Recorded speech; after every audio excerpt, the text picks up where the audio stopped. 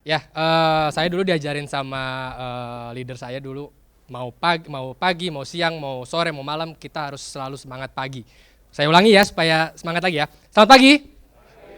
Pagi. Boleh tahu di sini ada berapa yang di kantor menjadi HR? Wah, oke. Kalau menurut saya HR itu jadi pintu masuk dan pintu keluar setiap kita mau masuk perusahaan. Setuju Bapak Ibu? Boleh tepuk tangan nggak untuk HR? Oke. Oke, ini saya bawa topik mungkin tidak terlalu berat, tapi lebih ingin berkaitan dengan HR. HR mungkin nggak ini ya, nggak asing dengan kalimat benefit atau loyalty employee. Setuju Bapak Ibu ya? Kita melihat dari kondisi karyawan dulu deh. Kita melihat kondisi karyawan di Indonesia saat ini. Kalau dilihat menurut data BPS di Februari 2022 sudah ada 144 juta pekerja di Indonesia, angkatan kerja, angkatan siap kerja. Berarti Bapak Ibu siap lagi untuk interview orang-orang banyak nih. Karena kan sudah mulai, ekonomi sudah mulai baik, sudah mulai bagus. Nah sayangnya, tapi 40% dari mereka itu penghasilannya masih di bawah 800 ribu rupiah. 60% di atas. Itu survei yang dia dapat dari UNICEF. Kondisi yang paling parah saat 2020-2021 tahun lalu, saat COVID. Ya kita semua merasakannya ya Bapak Ibu ya. Dan puji Tuhan, tahun ini 9,54% penduduk miskin turun. Dari 2021 ke 2022 kita ada penurunan penduduk miskin. Tapi 51% rumah tangga atau keluarga itu tidak punya tabungan. Itu yang kita riset. Jadi mereka nggak punya tabungan untuk masa depan atau untuk anak cucu, itu sayangnya. Dan 40% dari mereka punya hutang yang gagal bayar, hutang pribadi. Entah itu mungkin KPR atau entah itu mobil atau kartu kredit, masih banyak lagi. Itu yang terjadi. Mungkin ada beberapa karyawan Bapak Ibu yang ngadu ke Bapak Ibu terkait hal ini? Ada? Ada ya Pak? Dan yang paling parah lagi yang menyedihkan, yang sekarang mungkin sudah mulai ada ditutup-tutup oleh pemerintah, udah di close, terjerat pinjol. Ini yang paling mengerikan karena ya pinjol tuh jadi apa ya, bom waktu lah untuk karyawan. Di mana mereka bekerja memang untuk melunasi pinjol ini dengan bunga yang besar banget. Nah itu yang realita yang karyawan di Indonesia. Kalau dalam perusahaan, ini boleh ini Bapak Ibu ya kalau mau interaksi atau tanya jawab boleh langsung saat saya bicara. Karyawan membutuhkan pinjaman dana. Itu yang sering terjadi di perusahaan. Mereka bekerja bukan karena mereka jago dalam bidangnya. Mereka bekerja untuk mendapatkan uang. Setuju nggak Bapak Ibu? Mereka berskill seperti apa tapi nggak bisa idealis. Mereka butuh kerja untuk dapat uang. Bukan untuk show off skillnya mereka. Tidak. Kemudian dari pinjaman dana ini ke perusahaan, perusahaan mengadu juga. Cash flow terganggu. Setiap hari atau setiap minggu ada karyawan mengunjungi supervisornya minta approval. Dari situ dia ke HR. Minta cek dulu absensi bagus nggak sih? Atau enggak nih karyawan apa? Tetap kontrak atau seperti apa? Kalau udah approve baru ke finance. Di finance belum lagi tanya-tanya, buat apa sih pinjam-pinjam lagi? Nah dari karyawan ada rasa nggak enak dong. Malu. Seperti itu. Yang ketiga pencemaran nama baik. Bukan pasti sih. Kemungkinan dari finance atau HR ini nanti akan bicara, si itu suka minjem-minjem buat apa sih? Jadi omongan lah di perusahaan itu, jadi nggak sehat lagi. Atau ada pinjol yang hubungin Bapak Ibu HR untuk survei. Pak bener nggak Thomas ini karyawan dari Finmo misalnya sebagai marketing, sudah bekerja berapa lama di sana, sebagai apa lagi atau enggak tempat tinggal di mana? Pernah ada kejadian seperti itu nggak Bapak Ibu? Survei ke kantor. Bahkan kalau yang telat didatengin ke kantor. Ditungguin di depan, ketemu security, jadi jelek namanya mereka. Perselisihan antar karyawan. Kalau dulu saya bekerja di salah satu manufaktur di Bekasi, ada satu orang menjadi lintah darat di sana. Setiap bulan mereka orang ini minjamkan uang ke para blue collar supaya dapat bunga. Nggak bisa bayar, dimusuhin, berantem, perselisihan antar karyawan. Ini udah nggak sehat sebenarnya. Kalau ada perusahaan karyawan seperti itu. Terakhir, karena nggak betah, karena nggak nyaman, benefitnya kurang, ribut sama karyawan, diomongin HR, misalnya diomongin sama finance, diomongin sama atasan, turnover tinggi. Mereka resign. Itu yang perputaran terus terjadi. Nah, maka dari itu kita cobalah gimana sih cara supaya karyawan itu betah. Pakai apa sih yang nggak beban di HR, yang nggak beban di perusahaan. Sebagai karyawan senang, perusahaan tenang. Menurut riset kami, karyawan tuh paling senang ketika interview, pasti nanya, pertama kan mungkin gaji. Kedua ada jenjang karir nggak sih? Kalau jenjangnya karirnya oke, jelas karir path-nya oke lah saya ambil. Kemudian fleksibilitasnya, kerjanya gimana sih? WFA, WFO, atau seperti apa peraturannya? Itu akan ditanyakan juga. Kalau mereka sesuai dengan mereka, ya mereka akan senang, happy. Kemudian pasti apresiasi atau bonus ada nggak sih setiap tahunnya di luar THR atau di luar gaji bulanannya mereka. Itu. Kemudian fasilitas dan tunjangan atau EWA ini menjadi nomor 2 lah. Fasilitas berupa misalkan ada kendaraan misalnya, atau laptop, atau fasilitas misalnya pulsa atau tunjangan bensin transportasi, itu tunjangan-tunjangan. Atau asuransi jadi paling kecil lah, karena asuransi perusahaan sudah pakai BPJS, betul Bapak Ibu ya, sudah udah aman lah. Bonus buat mereka kalau punya asuransi swasta lagi, jadi lebih banyak backupnya. Itu. Jadi dengan mengurangi tingkat stres secara finansial karyawan, sebenarnya sudah cukup bantu kok Bapak Ibu, supaya karyawan itu lebih produktif lagi. Tidak usah lagi setiap hari diketemuin, kenapa sih absensi, kenapa kerja nggak bagus. Tanyakan aja, stres masalah apa, rumah tangga kah misalnya, atau finansial. Kebanyakan mungkin pikir di finansial, dia gimana ya, aduh tanggal 15 nih gue ada utang nih, bayarnya gimana nih, listrik tagihannya nih, seperti apa nih, KPR. Puter terus setiap bulannya gitu, nggak habis-habis. Dan kita juga memberikan benefit sesuai kebutuhan itu bijak banget. Perusahaan nggak perlu gembar-gembor, wah saya mau karyawan ini betah nih 10 tahun ke depan, 15 tahun ke depan, saya kasih benefit sebanyak-banyaknya, mubazir. Kita berikan aja benefit sesuai kebutuhannya. Atau enggak sesuai dengan kemampuan dari perusahaan. Nggak perlu memaksakan. Karena kalau memaksakan juga nggak sehat juga perusahaan Bapak Ibu. Bapak Ibu yang sudah pernah mendengar unweighted access? Boleh angkat tangan? Sudah pernah ada yang mendengar unweighted access? Belum ya?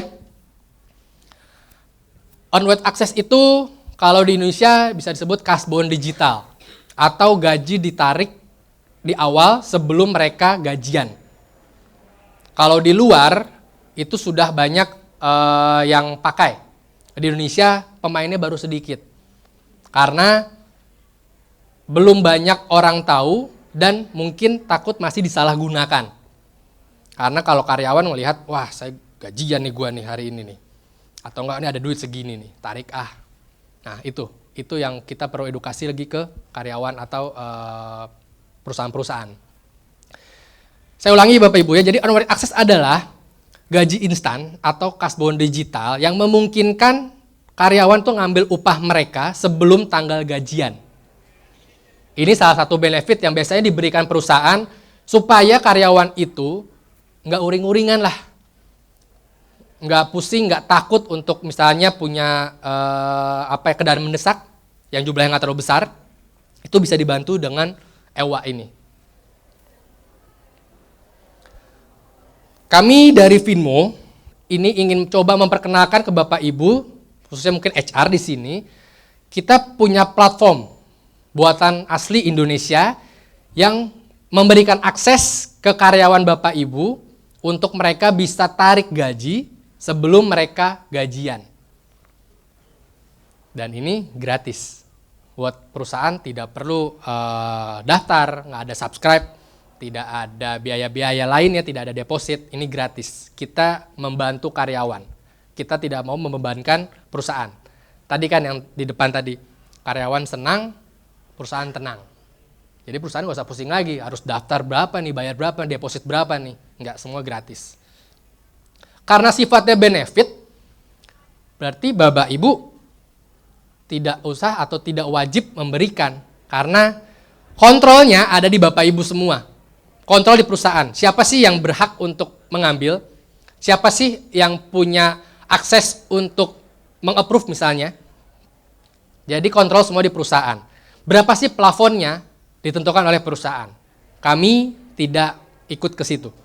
Kami hanya menyediakan platformnya aja, kami siapkan aja untuk aktivasinya aja.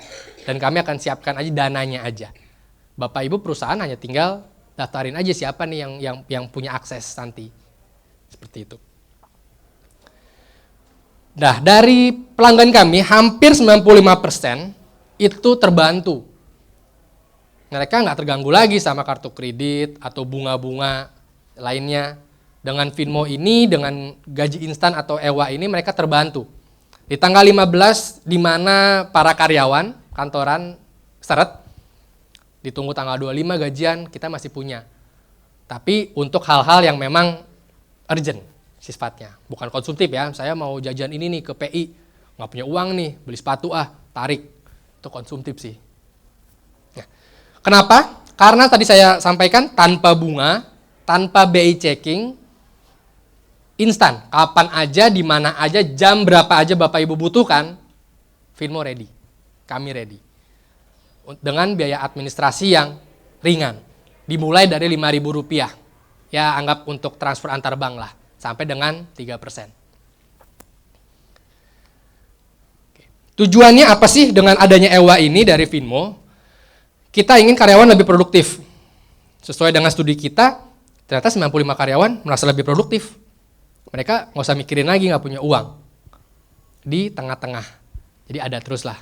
Kalau mereka bisa menahan diri berarti di akhir bulan penuh. Kalau mereka memang ada kebutuhan mendesak, aduh mau beli bensin nih, mau jalan ke sini, ke klien, entertain atau dan lain-lain, bisa tinggal tarik. Seperti itu. Dan 90% karyawan lebih loyal karena perusahaan memperhatikan dia. Pak, saya nggak punya uang nih Pak, saya mau kasbon. Gitu. Nggak ada uang, perusahaan lagi berat atau bla bla bla bla bla bla. Pakai Finmo, bisa kapan aja, di mana aja, bisa cair. Seperti itu.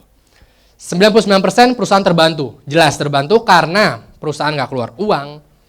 Kemudian tidak perlu ada checking-checking BI atau laporan keuangan perusahaan. Hanya butuh data legalitas saja. HR nggak butuh lagi untuk yang catat satu persatu, enggak. Kita report aja ke HR atau finance. Setiap bulan atau H+1 setelah cut off gajian, kita report aja, kita kirimkan aja datanya setiap bulannya. Berapa invoice-nya. Seperti itu. Kenapa dengan Finmo harus Finmo? Tadi saya sampaikan biaya admin kompetitif. Dimulai dari Rp5.000 sampai dengan 4% atau 3% fleksibel. Nanti kita bisa infokan seperti apa perusahaan maunya. Tanpa bunga. Berbeda ya dengan pinjaman online, kita nggak pakai bunga sama sekali.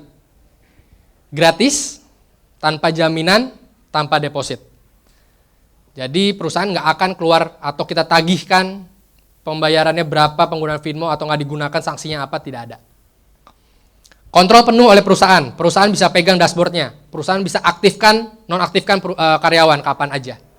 Kita akan berikan. Aktivasi mudah dan cepat. Karena tanpa BI checking, kumpulkan legalitas, kita akan cek, kemudian kita akan kerjasama dengan perusahaan. Bapak Ibu tinggal siapkan aja karyawan yang akan mau dimasukkan ke sistem. Seperti itu. Extra income. Ini penawaran dari kami, kalau memang perusahaan ingin menambah income-nya, kita bisa sharing. Sharing fee dari tadi, yang 5.000 atau 4% itu.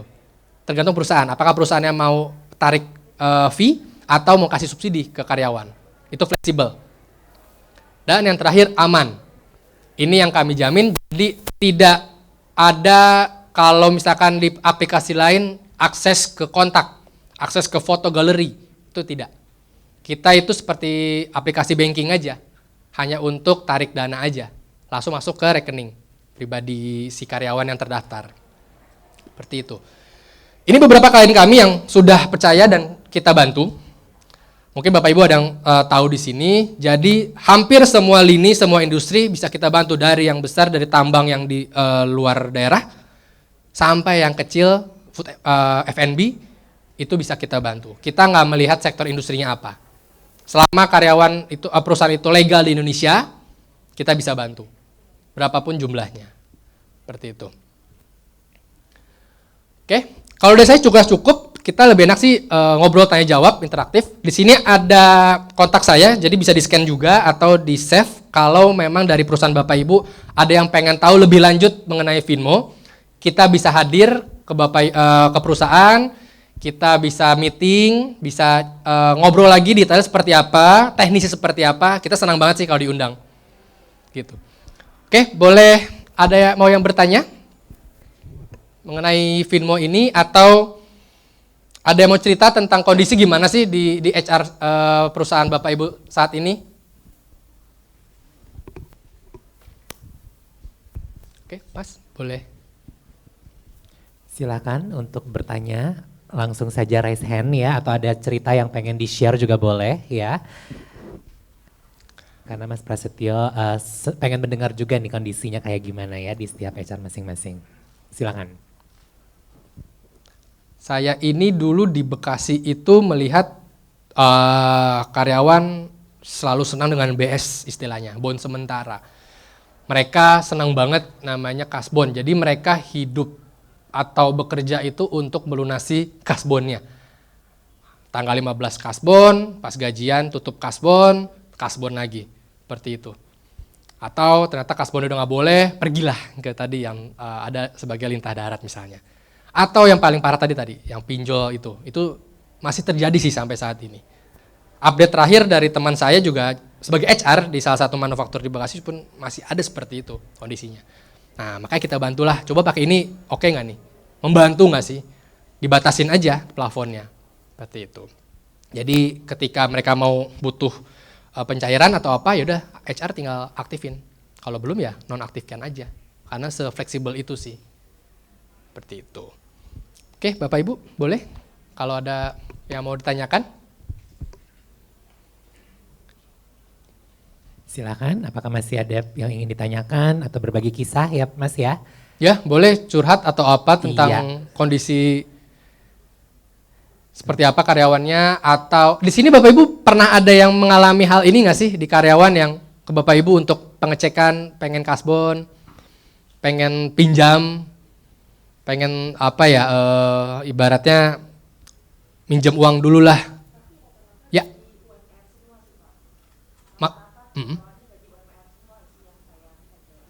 Oh, oke. Ya rata-rata di UMR semua.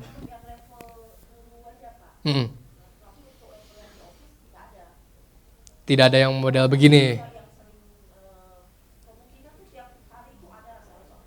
Nah, persis. Betul Bu, jadi dulu sih saya setiap plan 2, plan apa, selalu ada aja.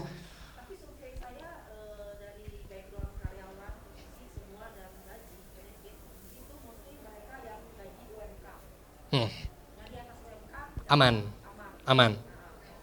Setuju Bu. Jadi ini yang membantu kita untuk yang di bawah mungkin berarti UMR ya, atau UMK ya Bu ya.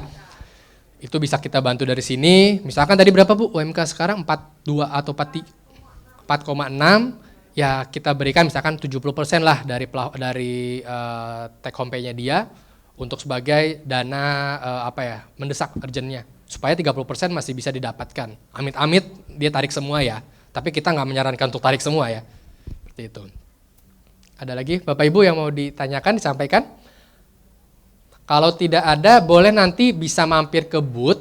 Kita bisa jelaskan lagi lebih lanjut. Nanti kita bisa ngobrol lagi. Seperti apa kebutuhannya. Kami dari Finmo sangat senang kalau dari Bapak Ibu ingin ada yang dikunjungi atau meeting, ngobrol dengan Bapak Ibu seperti apa nih pemakaian Finmo ini, sangat mudah sekali. Saya harap pada berkunjung ya Bapak Ibu ya nanti ya ke booth ya. Terima kasih Bapak Ibu atas waktunya. Terima kasih banyak Mas Prasetyo.